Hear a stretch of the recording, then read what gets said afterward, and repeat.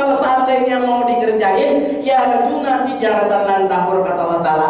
Mereka yang mengharapkan dagangannya, bisnisnya lan tabur, yang gak bakalan pernah rugi, kata Allah Ta'ala. Kan selama ini kita nih banyak juga kadang-kadang sedekah kita nih jarang juga ada metodenya, kata Allah Ta'ala. Karena apa? Kata Allah Subhanahu wa Ta'ala, seandainya kita memberikan suatu kebaikan, kata Allah Ta'ala, man jaa bil hasanati, siapa orang yang datang memberikan suatu itu dengan kebaikan, maka baginya asru amsalihah, itu ada 10 yang bakalan dilipat gandakan buat dia. Oh, ternyata waktu kita sedekah, waktu kita memberikan sesuatu sebagian daripada harta kita, masalahnya cuma satu, kita lupa membaca niat tadi itu. Jadi amal kita ini banyak, bahkan sampai puluhan sampai ratusan juta tuh udah deh kita sedekahin, tapi pada saat sedekah nggak pasang niat ya beliau. Padahal tinggal ngomong begitu doang. Engkau janji ya Allah satu kebaikan dibalas dengan 10 kebaikan. Ikhlas sudah. Kita bersedekah itu karena tahu kita dengan Allah Ta'ala itu ikhlas sudah. Tapi karena masalahnya nggak pasang niat, kadang-kadang kita bekerja beramal nggak ada pasang niat, langsung aja. Itu yang jadi kayak begitu tuh, insya Allah tuh seandainya mau aja kita tuh pas. Jadi kata Abu Guru Sekumpul, kalau seandainya ada orang pergi umroh itu biayanya 30 juta karena dia berniat kepada Allah Subhanahu wa Ta'ala, ya Allah satu kebaikan engkau janji akan dibalas 10 kebaikan, nggak lebih daripada setahun uang umrohnya yang dia tadi berangkat tadi umroh tadi dibalikin sama Allah Subhanahu wa Ta'ala, nggak lebih dari setahun, kata beliau. Setahun itu duit balik. Makanya nggak ada orang pulang umroh atau pulang haji yang miskin kalau tahu ilmunya. Itu bahasanya kayak gitu tuh. Jadi mulai sekarang kita kayak gitu tuh, sedekah kayak ini, kayak sedekah ke anak, sedekah apa istilahnya, memberikan uang lebih ke orang-orang miskin, sahabat, tambahin sedikit, ya Allah engkau janji satu kebaikan dibalas dengan 10, digantinya sama Allah Ta'ala. Kok Allah Ta'ala yang ngomong di Quran? Itu di dalam surat Al-An'am ayat 160. Orang yang mendatangkan satu kebaikan maka Allah Ta'ala ganti dengan apa lagi? Dengan ayat-ayat yang lain yang ngomong yudhaifu, itu lebih banyak lagi Allah Ta'ala itu. Karena apa tadi? Niatnya tadi itu yang lupa kita kerjakan tadi. Kata Imam Syafi'i, niatul mukmin khairun min amalihi.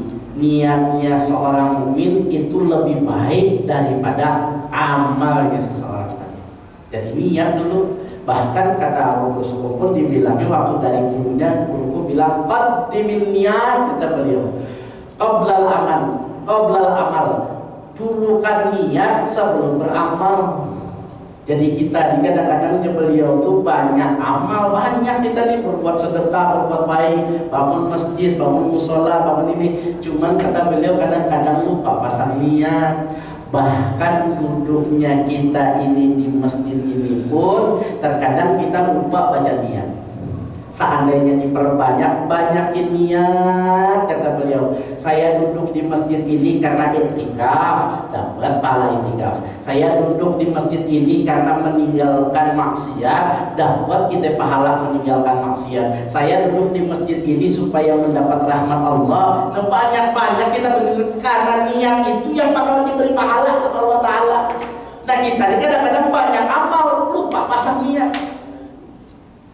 Nah itu aja guru tuh, mudah-mudahan aja lagi tuh bisnis bahasanya yang gak bakalan pernah itu ya, rezeki kita jadi gak putus-putus tuh Allah Ta'ala kasih itu. Lupa, niat tuh lupa. Kenapa? Ya disangkanya Allah Ta'ala tahu aja, iya tahu. Padahal kenapa sih gak ngomong?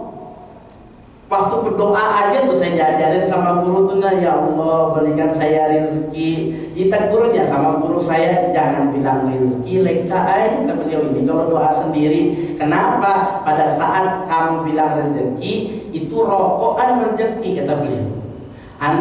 Kopi, kata beliau, nasi pagi tadi siang itu udah rezeki, berarti Allah Ta'ala sudah memberi rezeki kepada kamu. Maksud saya duit, guru ngomong dong duit. lupa ngomong bahasanya duit. Ya Allah kasih saya duit, duit disuruh gurunya bilangnya duit. Kan beliau tuh.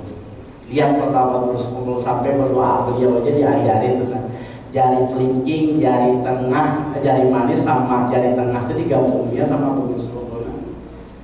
Meminta sama Allah Subhanahu wa taala dengan mata yang kayak orang sayu-sayu mata begitu. Lalu minta kepada Allah Ta'ala, ya Allah, dengan suara teriak tetapi tidak ada suaranya. Itu cepet banget kabul di kita. Saya udah sering banget ngebuktiin yang kayak begitu-gitu tuh. Jadi insya Allah tuh syariatnya kita jalanin, doa udah, kita bersalawat kepada Nabi, kita istilahnya menjalankan baca Quran, dan gitu sholat 5 waktu gak bakalan tinggal, infak juga kita kerjain. Dan itu bagaimana caranya ya? Itu kalau seandainya kita pagi-pagi mau kerjain itu bagus banget tuh. Yang terang-terangan kita kasih aduk, tahu orang satu tahu tuh siapa aja yang sholat subuh di situ saya sedekahin itu nasi uduk, kan tahu orang tuh alamnya kan tuh ketahuan sama orang. Nanti ada yang kita sedekahkan buat Pak Ustadz atau Pak Kiainya atau siapa anak yatim, atau uang yang buat masjid, uang apa yang orang nggak tahu. Nah jadi dalam sehari itu ada kita mengamalkannya kayak gitu.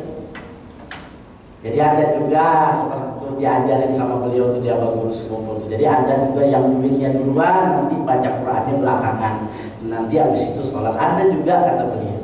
Nah itu yang mudah-mudahan pada saat kita udah tahu tekniknya demikian, kalau seandainya kita mau maju, mau beruntung, nggak bakalan merugi. Itu aja cara gitu. Baca Quran jangan ditinggal, salat 5 waktu jangan ditinggal, dan yang terakhir yang ketiga yaitunya kalau kita sedekah ada kalanya kita terang-terangan dan ada kalanya kita sembunyi-sembunyi. Jangan selalu terang-terangan, jangan selalu sembunyi-sembunyi. Itu aja kata Allah Ta'ala. Nah itu tuh. Mudah-mudahan aja lagi seandainya kita mau ngamalin yang 3 tersebut, nggak bakalan yang istilahnya duit kita tuh habis ya, datang terus, nggak pernah habis duit kita tuh kan, tiap tahunnya datang aja, ada aja. Kalau seandainya bisnis ini selesai, ada lagi penyambung ini, nggak berhenti rezeki kita terus. Karena kita kerjaan kita tuh buat memberi orang aja, menyenangkan aja, memberi sedekah ke orang aja, menyenangkan. Jadi orang yang diberi sedekahnya tadi itu senang banget. Lalu kalau orang yang pelit bagaimana? Masalahnya orang yang pelit tadi itu tersebut karena merasa duit yang ada di dirinya tadi, dia merasa duitnya punya dia, bukan punya Allah. Lalu dia merasa karena duitnya punya dia, nggak mau dia disedekahin buat orang itu, nggak mau. Bagi orang yang istilahnya merasa duitnya tadi itu punya Allah, bukan punya dia, pada saat Allah Ta'ala minta untuk memberikan kepada fakir miskin, kepada orang-orang yang berhak menerimanya, mau dia ngasih. Karena dia merasa duit juga bukan punya dia, punya Allah. Ambil, bukan punya saya. Lalu Allah Ta'ala kalau melihat hambanya yang kayak begitu, setiap dapat rezeki terima kasih, dia terima, dia kasih, dia terima, dia kasih orang lain, maka nggak bakalan habis itu rezeki buat orang. Makanya saya disarankan sama guru saya dalam sehari jangan sampai nggak bersedekah, kata beliau. Minimal kalau seandainya nggak punya juga 2.000 lah, kalau lewat masjid itu masukin 2.000. Dalam sehari jangan sampai kosong yang namanya sedekah. Karena kalau seandainya kita nggak sedekah tadi, mungkin ada dosa-dosa yang istilahnya yang mesti kita bayar pakai uang, tapi sebenarnya kita nggak bayar. Contohnya dosa yang seandainya kita tuh harus bayar pakai uang, dosa sumpah. Kadang-kadang kita tuh kalau seandainya kita melanggar sumpah, kan ada tuh yang namanya bayar kafarat sumpah. Nah ini sedekahnya, ini supaya banget. Atau yang dosa kita seandainya kita itu suka bilang kayak Ramadan, saya puasa, ternyata kita nggak puasa. Waktu umur 15 tahun sudah dapat kewajiban kita puasa, tapi ternyata waktu umur 15 tahun kan kita masih belum berilmu lagi. Kita ngomong sama orang tua kita bahwasanya kita itu puasa, padahal kita nggak puasa, nolong-nolong minum makan apa saja itu batal, sampai sekarang nggak dibayar. Kena ya, itu pakai duit yang 2.000 kita tiap hari masukin kena bayar. bacaan doanya pada saat sedekah itu kata guru yaitunya bismillah ala kulli hal. Pendek aja, bismillah ala kulli hal, setiap hari. Nggak punya duit Pak Ustaz, gimana caranya? Kalau nggak punya duit, ambil garam, ambil gula di dapur. Nah, ada semut lewat, nah, kasih semut. Minimal ada aja sehari itu ada yang disedekahin kata beliau. Jadi jangan sampai ada yang dalam sehari itu kita nggak sedekah. Mau aja ngerjain kayak gitu tuh, insya Allah cepet banget istilahnya tuh suksesnya tuh. Yang jadi ustaz cepat terkenal, yang jadi istilahnya tuh pegawai cepat naik pangkatnya, yang apa istilahnya cepat dipromosiin tuh sama bos apa segalanya tuh. Banyak tuh kelebihan, nggak dapat pokoknya ada aja urusan yang kita, ada aja jalan yang dimudahkan, ada aja orang yang bantu tuh. Insya Allah tuh kalau seandainya kita mau istilahnya ngejalanin apa yang diperintahkan sama Allah Subhanahu Wa Taala, udah aja. Mudah-mudahan ini jadi manfaat. Kalau ada yang mau nanya silakan. Sejam udah. Baik Bapak Ibu, setelah kita menyimak kajian hari ini terkait bisnis yang tak pernah rugi, silakan pada Bapak Ibu yang mau menambahkan atau bertanya silakan silakan. Silakan Pak, ada yang mau nanya atau nggak sesuai pun boleh. Saya nggak sesuai Pak Ustadz bilang boleh aja, orang kan demokrasi itu bagus saja istilahnya tuh ya. Terima masukan, mendengarkan itu bahasanya. Itu latihannya di wudhu nanti. Kalau seandainya masuk telinga itu lebih sering-sering diputar telinganya. Semoga kita itu mau mendengarkan orang lain, terutama anak istri kita yang derajatnya jauh di bawah kita. Karena orang guru itu kata guru itu yang jarang kadang-kadang